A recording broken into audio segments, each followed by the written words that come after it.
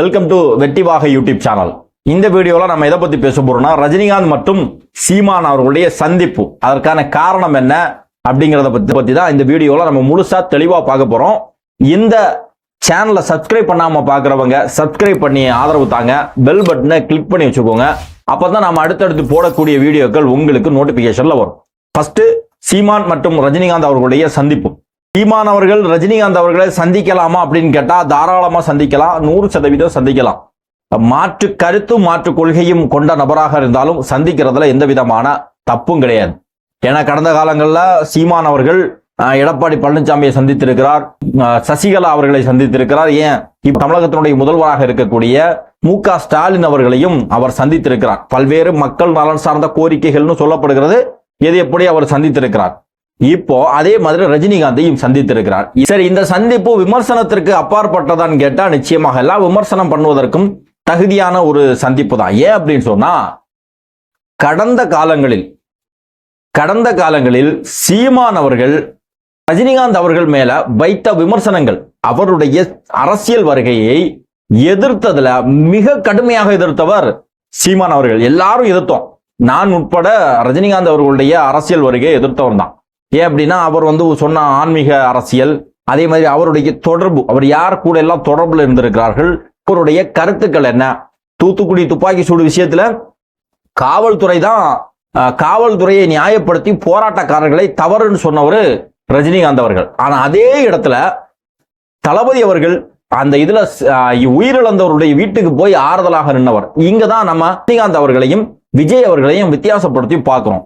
So அதனால ரஜினிகாந்த் அவருடைய அரசியல் வருகையை நம்ம எதிர்த்தோம். அதை தாண்டி அவர் சினிமா நடிகர்னு சொல்லியோ அல்லது அவரு தமிழர் அல்ல அப்படின்னு சொல்லி நம்ம எதிர்க்கலாம். ஆனா சீமான் கடுமையாக இந்த விஷயத்தை எதிர்த்தார். சீமான் கடுமையாக எதிர்க்கும் போது அவருடைய அரசியல் நிலைப்பாட்டை மட்டுமே விமர்சனம் செய்யல, அதை தாண்டி அவரை விமர்சனம் செய்தார், மிக கடுமையாக விமர்சனம் செய்திருந்தார். சுடுகாட்டுல கூட தான் வெற்றிடம் இருக்கு, அங்க போய் படுத்துக்க வேண்டியதானே அப்படின்லாம் சொன்னார். அப்ப அதெல்லாம் என்ன அர்த்தம் அப்படிங்கிறத பார்க்கணும். அதுக்கு மாதிரி ராமாபுரம் தோட்டத்துல எம்ஜிஆர் வச்சு உங்களை வெளுத்தார் இல்லையா, ரொம்ப கொச்சையாக பேசியிருந்தார். அது மட்டும் இல்ல, சூப்பர் ஸ்டார், நீங்க என்ன சூப்பர் ஸ்டாரா, அதுக்கு பிறகு தம்பி விஜய் வந்தாச்சு, அவருக்கு கொடுங்க அந்த பட்டத்தை, இது பட்டயம் ஒண்ணும் கிடையாது அப்படின்னு சொல்லி அன்னைக்கு அண்ணன் விஜய் அவர்களை புகழ்ந்து விஜய் அவர்களுடைய ரசிகர்களுடைய வாக்குகளை வாங்குவதற்காக வேஷம் போட்டார் சீமான் அண்ணன். இன்றைக்கு தளபதி அவர்களுடைய தமிழக வெற்றி கழகத்தினுடைய மாநாட்டு பேச்சிற்கு பிறகு நிலை பெறல்கிறார். ஏற்கனவே விஜய் அவர்களை ரொம்ப ஆதரிச்சு வந்தாரு. விஜய் அவர்கள் கூட தனக்காக இந்த அளவுக்கு ப்ரொமோஷன் பண்ணல, அந்த அளவுக்கு நாம் தமிழர் கட்சியினுடைய தம்பிகளும் சாட்டை துரைமுருகன் மாதிரியான ஆட்கள் எல்லாம் பயங்கரமா ஆதரவு கொடுத்தாங்க. இவங்க என்ன நினைச்சாங்கன்னா, மாநாட்டுல ஏதாவது ஒரு வகையில நாம் தமிழர் கட்சிக்கு ஒரு விளம்பரம் வந்துடும், இந்த கொள்கை சரிதான், இந்த நிலைப்பாடு சரிதான் அப்படின்னு ஏதாவது ஒரு முறையில ஒரு வாய்ப்பு வந்துடும், அதை பயன்படுத்தி தன்னுடைய அரசியல்ல முன்னெடுத்து போகலாம் அப்படிங்கிற ஒரு நினைப்புல இருக்கும் போதே அது மொத்தத்திலேயே மண்ணள்ளி போடுறது மாதிரி தளபதி அவர்கள் சொன்ன அந்த வார்த்தை, தமிழ் தேசியமும் திராவிடம் எங்களுடைய இரண்டு கண்கள் அப்படின்னு சொன்னது இவங்களுக்கு ஒரு பெரிய கொந்தளிப்பை ஏற்படுத்துறது மட்டுமில்லாமல், அதற்கு பிறகு இவர்கள் எப்படியாவது தளபதி அவர்களையும் தமிழக வெற்றி கழகத்தினுடைய வளர்ச்சியை தடுக்கணும் அப்படின்னு சொல்லி தளபதி அவர்கள் மேல பாஞ்சு ரொம்ப கேவலமா விமர்சனம் பண்றாங்க. சாட்டை துரைமுருகன் ஒரு வீடியோல பேசியிருந்தார், இதற்காகவே ஒரு வீடியோ போட்டிருந்தார். தளபதியை விஜய் அவர்களை விமர்சனம் செய்யும் ஹயனாக்கள் அப்படின்னு சொல்லி அந்த தலைப்பிலேயே வீடியோ போட்டு தளபதி அவர்களை புகழ்ந்து தளபதி அவர்களுக்கு எதிராக பேசக்கூடியவர்களை எல்லாம் சாடி வீடியோ போட்டிருந்தார். ஆனா இவர் யாரெல்லாம் ஹயனாக்கள் சொன்னார்களோ அவர்களை எல்லாம் விடவும் பல மடங்கு கூடுதலாக இன்றைக்கு தளபதி அவர்களை விமர்சனம் செய்கிறார். அரசியல் ரீதியாக கொள்கை ரீதியாக விமர்சனம் செய்வதில் நமக்கு எந்த மாற்று கருத்தும் கிடையாது. ஆனா இவர் அதையும் தாண்டி ரொம்ப மோசமான அருவருப்பான விஷயங்களை விமர்சனம் செய்கிறார். அது ஒரு பக்கத்துல இருக்கட்டும். இப்போ சீமான் அவர்கள் ரஜினிகாந்த் அவர்களை எதற்காக சந்தித்திருக்கிறார், காரணம் என்ன சொல்லப்படுதுன்னா, அவருடைய பிறந்த நாள், சீமான் அவருடைய பிறந்த நாளுக்கு ரஜினிகாந்த் அவர்களிடம் வாழ்த்து பெறுவதற்காக சீமான் அவர்கள் ஆசைப்பட்டாரு. அதனால அப்ப பெர்மிஷன் கேட்டிருந்தாங்க சந்திக்கிறதுக்கு. ஆனா அப்ப அவரு ரஜினிகாந்த் அவர்கள் ஹைதராபாத்ல சினிமா ஷூட்டிங்ல இருந்ததுனால சந்திக்க முடியல. இப்ப இவங்க ஊர்ல இருக்கிறதுனால கூப்பிட்டு இருக்காங்க, வாங்க சந்திக்கலாம் அப்படின்னு இருக்காங்க. இதுக்கு ஏற்பாடு செஞ்சது யார் அப்படின்னா ரவீந்திரன் துரைசாமி அப்படின்னு பேசப்படுது. இந்த ரவீந்திரன் துரைசாமியும் இந்த ரஜினிகாந்த் அவர்களை சந்திக்கிறதுக்கு கூடவே போயிருக்கிறார். அப்ப இந்த ரவீந்திரன் துரைசாமி ஊடகங்கள்லையும் சரி அவர் கலந்து பேசும்போது தனிப்பட்ட முறையில விஜய் அவர்கள் மேல தாக்குதலை நடத்துறாங்க. தனிப்பட்ட முறையில விமர்சனம் செய்கிறார். உண்மைக்கு புறம்பான விமர்சனங்களா செய்கிறார்.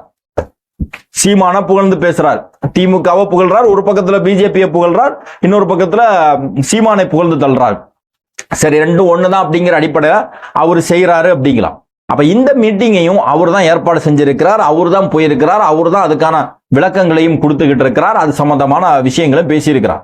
சோ இங்க அவர் அரசியல் பேசினாங்க, நிறைய விஷயங்களை பேசணும் அப்படிங்கிறதெல்லாம் சொல்லப்படுகிறது. ஆனா மெயினா விஜய் அவர்களை பத்தி பேசல அப்படின்னு சொல்றாங்க. ஆனா முழுக்க முழுக்க இது விஜய் அவர்களை பத்தி அங்க பேசுவதற்கான வாய்ப்புகள் அதிகமாகவே இருந்திருக்கு அப்படிங்கறதான் நம்முடைய ஒரு அனுமானம். இது சாதா கெஸ்ஸிங் இல்ல, நிச்சயமாக தான் காரணமே. ஏன் அப்படின்னா கடந்த வருடம் வரையிலும் சீமான் அவர்களுக்கு ரஜினிகாந்த் அவர்களை சந்திக்கணுங்கிற எண்ணம் எல்லாம் இல்ல.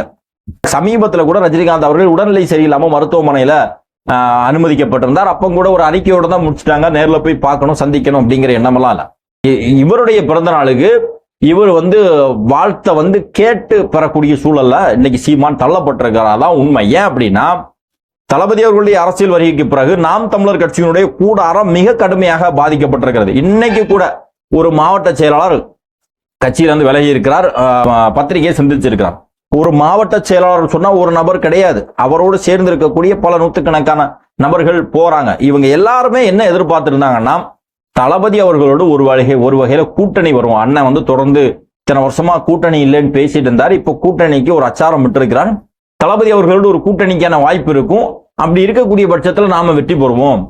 இது ஒவ்வொரு முறையும் அந்தந்த வேட்பாளர்கள் ஒரு புதுசா ஒருத்தர் வேட்பாளரை பிடிச்சி நிப்பாட்டுறது, அவங்க சொந்த காசை செலவு பண்ணி தேர்தல் செலவெல்லாம் பண்ணி தன்னுடைய சொத்துக்கு பொருளாதாரம் எல்லாத்தையும் இழந்துறது, அதுக்கப்புறம் அடுத்த தேர்தல் அடுத்த ஆட்களை பிடிச்சி நிப்பாட்டுறது, தொடர்ந்து தோல்வியை சந்திச்சுட்டு இருக்கிறோம். 8% ஓட்டு வாங்கிட்டோம், இல்ல 7% ஓட்டு வாங்கிட்டோம் அப்படின்னு சொல்றதுல என்ன பெருமை இருக்குது?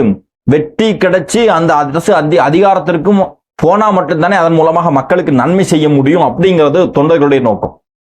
சீமான் அவர்களுடைய நோக்கம் என்னன்னா அதற்கு மாற்றமான நோக்கம் தான். நமக்கு கட்சி அப்படியே சும்மா ஜாலியா சுத்தினோமா, மேடையில பேசினோமா, போனோமான் இருக்கணும். ஆட்சி அதிகாரத்துக்கெல்லாம் தப்பி தவறி கூட நம்ம வந்துட முடியாது, வந்துடவும் கூடாது. ஏன் அப்படின்னா முழு சொல்லியிருக்கிறது எல்லாமே பொய். ஆடு வளர்ப்பு, விவசாயம், அது இது எல்லாமே கப்சா விட்டுருக்கிறோம்.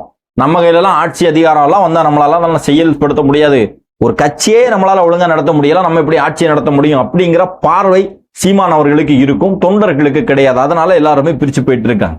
இருந்தாலும் இதற்கு முன்னாடி வாங்கின இந்த 8% ஓட்டை வாங்கணும் அப்படின்னா யாரையாவது இப்ப தாஜா பண்ணி ஆகணும். ஏன் அப்படின்னா இதற்கு கடந்த தேர்தலில் இந்த மைக்கை வச்சு விஜய் அவர்கள் மைக்கு பாட்டு போட்டார், அது எனக்காக தான் போட்டாரு, அவருடைய ஆதரவு எனக்கு தான் இருக்குன்னு சொல்லி அவரா அந்த ஆதரவையும் எடுத்துக்கொண்டார். வரக்கூடிய தேர்தலில் அதுக்கு வாய்ப்பு இல்லைன்னு சொன்ன உடனே இனி வேற ஏதாவது வாய்ப்புகள் நமக்கு வரும் அப்படின்னா, ஏற்கனவே நம்ம ரஜினிகாந்த் இருக்கிறாரு, அவர் அரசியலுக்கு வரணும்னு நினைச்சாரு, நாம மிக கடுமையாக அவரை எதிர்த்திருந்தோம்.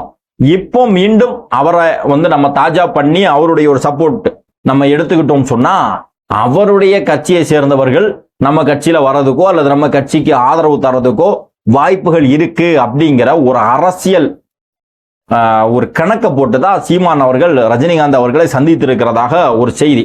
இவர்களை சந்திச்சதுலயோ அல்லது அவருடைய ஆதரவை கேட்கறதுலயோ நமக்கு எந்த பிரச்சனையும் கிடையாது. ஏன் அப்படின்னா ரஜினிகாந்த் அவருடைய ரசிகர்களானாலும் சரி, அஜித் அவர்களுடைய ரசிகர்களானாலும் சரி, அவர்கள் யாருடைய ரசிகராக இருந்தாலும் தளபதிக்கு தான் ஓட்டு அப்படின்னு சொல்லி பெரும்பாலானவர்கள் பேசிவிட்டார்கள்.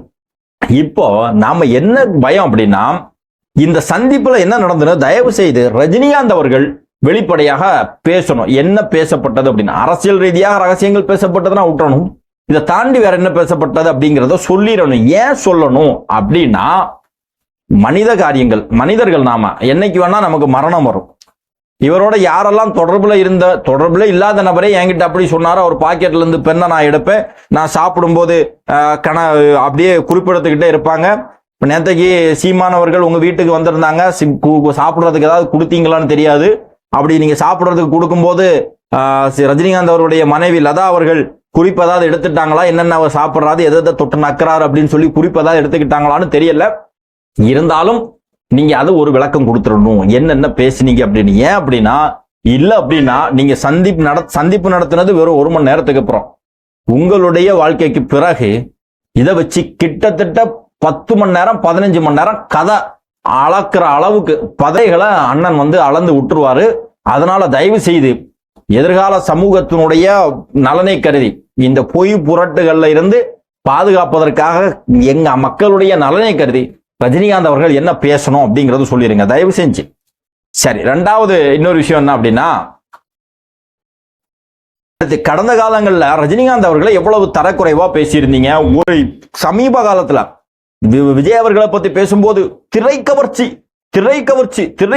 அப்படின்னு சொல்லி பேசுனீங்க. நடிகன் எல்லாரும் கூடும், சன்னி லியோனுக்கு தான் கூட்டம் கூடும், நயன்தாராவுக்கு தான் கூட்டம் கூடுச்சு இப்படின்னு சொல்லி திரைக்கவர்ச்சி அப்படின்னு சொல்லி பேசிட்டு இருந்தீங்களே.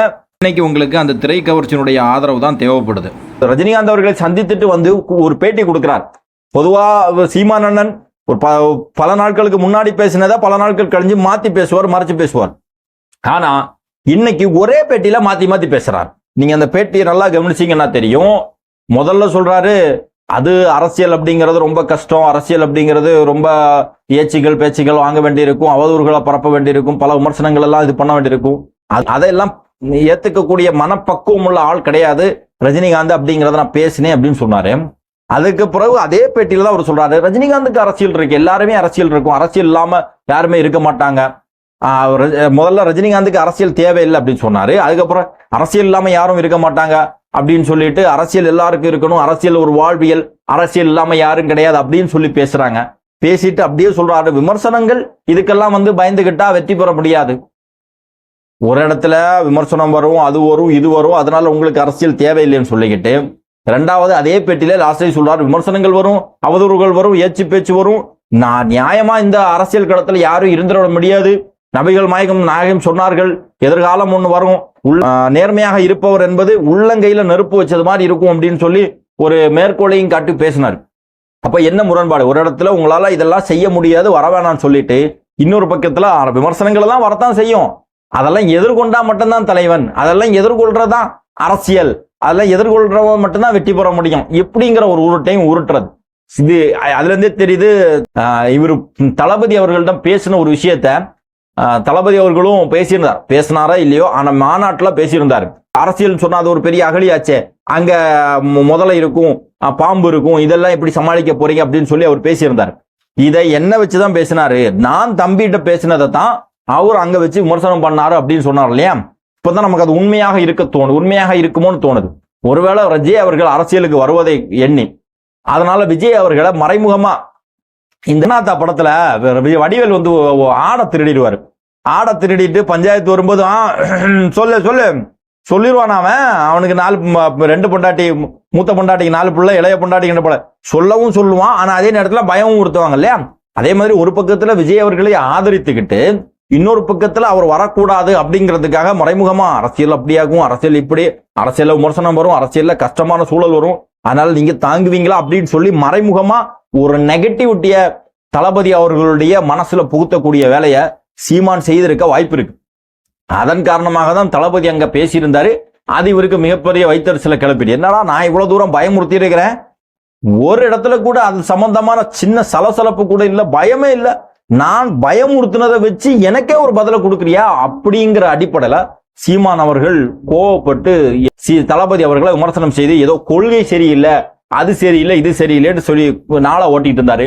இன்றைக்கு அடுத்த தேர்தல் வேணும் அப்படின்னு சொன்னா ஆதரவுகள் இன்னும் வேணும். இன்னும் கடந்த தேர்தலில் வாங்கின ஓட்டுகள்ல இருந்து 2-3% குறைந்தால் கூட அதோட நாம் தமிழர் கட்சியினுடைய சீனே அவுட் ஆயிரும்னு தெரிஞ்சு அண்ணன் சீமான் அவர்கள் இன்றைக்கு தமிழர் அல்லாத தன்னை இவர் தமிழர் கிடையாது, மராட்டியர், தமிழ்நாட்டுக்கு இவருக்கு என்ன சம்பந்தம் அப்படின்லாம் சொல்லி பேசினார். தமிழர் அல்லாத ஒருவரிடம் தனக்கு பிறந்த நாள் வாழ்த்து கேட்டு பெறக்கூடிய சூழலில் அண்ணன் சீமான் இருக்கிறத நினைச்சா ரொம்ப கஷ்டம் ப்ரோ.